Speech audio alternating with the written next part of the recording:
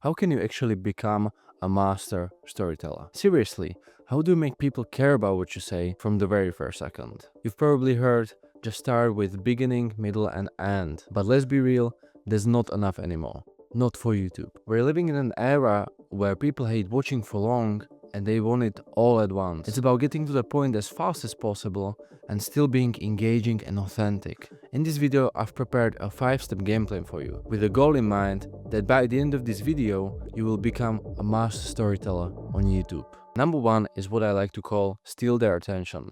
On any social media platform, you have basically 3 to 5 seconds to hook the viewer or they're gone. We're living in an attention recession. We can basically forget traditional storytelling structures because YouTube storytelling is the new era. If you take a look at any retention graph, the biggest drop-off almost always happens within the first 30 seconds. But if you lose them all at the start, no one's watching. So why does it matter so much? Well, people don't just scroll fast, they judge fast too. They have high standards now. The first few seconds of your video tells them everything they need to know. Is this for me? Does this feel like it can be valuable?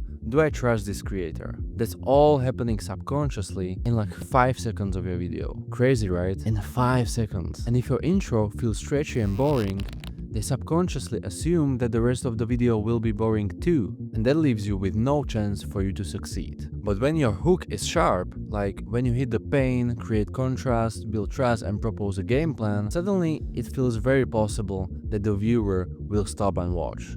So let's go over the framework. This framework has 4 steps. Make sure to pay attention because leaving out one will kill the whole intro. Number 1, answer the title and thumbnail of the video.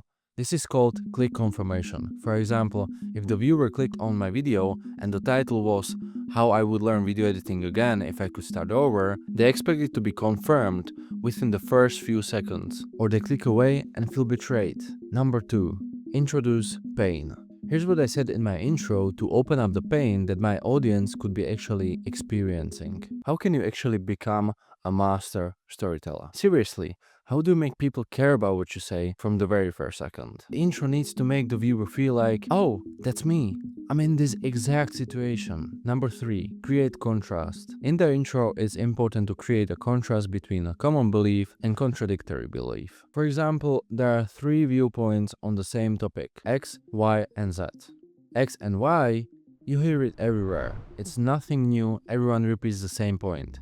And the Z is what your viewer probably never heard of. And if you compare the X and Y to a unique Z, well, you have the viewer invested in your video. It's called novelty. Let's go over back to my script to show you. You've probably heard, just start with beginning, middle, and end. But let's be real, there's not enough anymore. Not for YouTube. Number 4, the game plan and foreshadowing. Now it's all about laying down a game plan for the viewer to know what to expect. It's promising the solution to their problems, for example, like I did in this video. In this video, I've prepared a 5-step game plan for you, with the goal in mind that by the end of this video, you will become a master storyteller on YouTube. And foreshadowing? Foreshadowing is an editing technique where you take something that happened later in the video and you use it in also your first few seconds as a teaser. Hayden Hillier-Smith reacted to MrBeast's editing, and he foreshadowed him reacting to some of the moments. So for the first time, I'm going to watch the entirety of this video and roast its storytelling and editing. We visually saw what he promised he would do. Bonus tip: in your intros, mention you a lot in your sentences. It makes the viewer feel like it's directly for them. It's a powerful way for them to get invested in the video. Now the second point is what I like to call open the door and hide the keys. Now that we've learned the importance of a hook, what if I told you it's not enough? YouTubers preach why it's important to hook the viewer in the first few seconds, and it's true. Most people churn within the first 30 seconds. However, it doesn't guarantee that you won the viewer for the whole 10-minute video. The reason for that is that the viewers will get bored, and quite often. What keeps the viewers engaged for longer are reminders. Viewers need to be rehooked every once in a while, because those reminders, they serve as a dopamine hits. But you may ask, how does this even work psychologically? Well, watch your own behavior. Why do you watch some videos and some videos don't even get the chance? It's because some YouTubers can make you curious. Curiosity is the main driver for paying attention and keeping the viewer engaged and watching. Don't worry, I'll show you how to get viewers curious in just a second. But before that, if you're still here, it means you care deeply about leveling up your storytelling. By the way, unserious viewers already clicked off, but you're here. Good job. Now that we know why it matters, what is it that we need to make the viewers pay attention? It's about those two powerful weapons, open loops and rehooks. They serve different purposes, but both have the same goal: keeping the viewer engaged. Open loops. Think of an open loop as a promise that what is coming next is super important. It's promising something worth waiting for, so that when the viewer hears that, he doesn't need to wait.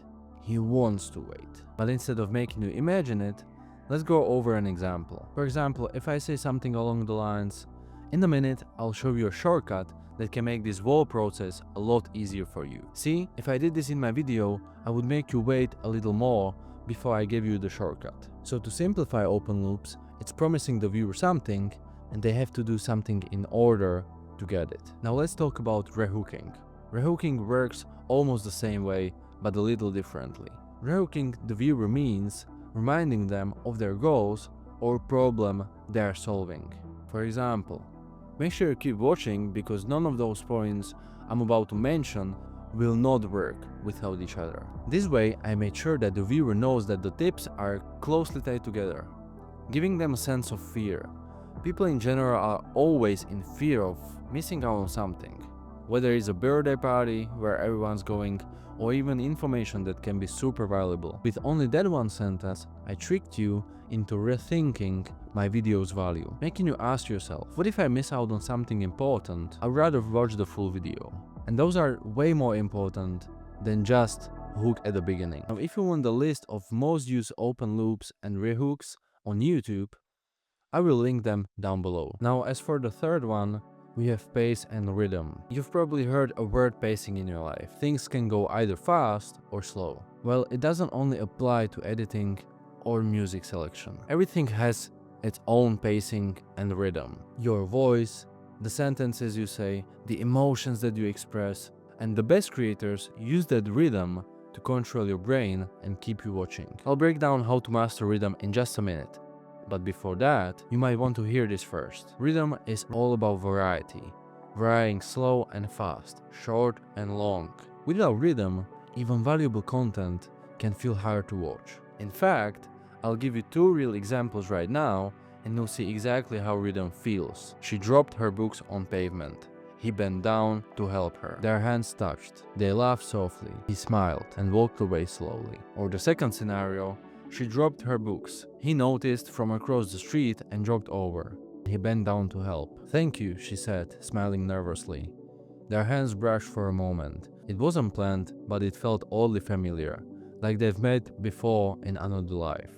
Then he walked away, not looking back, although he wanted to. The second one felt more engaging, because the sentences were never the same length. Some were short, some were medium, and some were long and lingering. Now, that's exactly how you can use rhythm to naturally sound more engaging and never bore the viewer again. Notice how each of the sentences varied in length, but they also shape a letter Z. I even did this in my intro. Look, and that's the way to create rhythm that makes the viewer glued to the screen. But if you're interested in understanding rhythm in video editing, as well as storytelling and emotion, click on the video above. Now, the number 4 is what I like to call the right presentation. Now that you've covered almost everything that you need before even editing the video, what I'm about to show you right now really took me quite a lot to understand.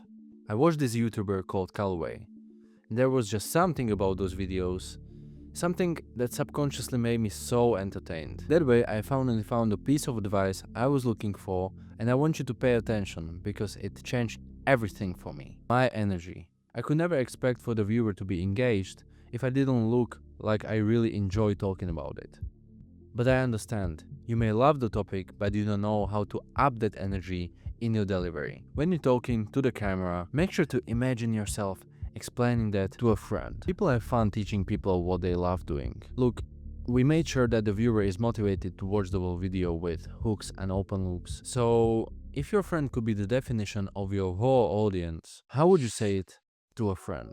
Number 5, summaries. Now, before we get to the finish, there's one thing that seems to work for years on YouTube. And the thing I'm talking about are summaries. I see so many creators just forget about them, but they are so important. It can be the difference between if someone subscribes or not. Our memory is limited and we need to be reminded a few times before we even internalize the information. Viewers will even have more trust towards you as you reminded them of what you did for them throughout the whole video. With creating the feeling, don't you think they might subscribe or even buy your product? Listen, for you to see some proof that this works, I found spikes in my retention graphs at that certain points because people are looking for quick reminders of what they've learned.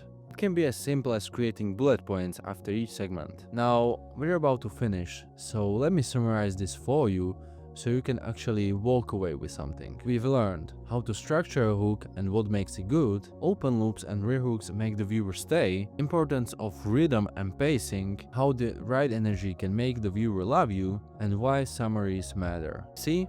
I just summarized the points for you. Did it feel better? I think so. Now, remember how I earlier mentioned that I have a list of open loops and rehooks prepared for you? Well, make sure to leave a comment with your Instagram profile down below and I'll make sure to send you the link directly in your DMs.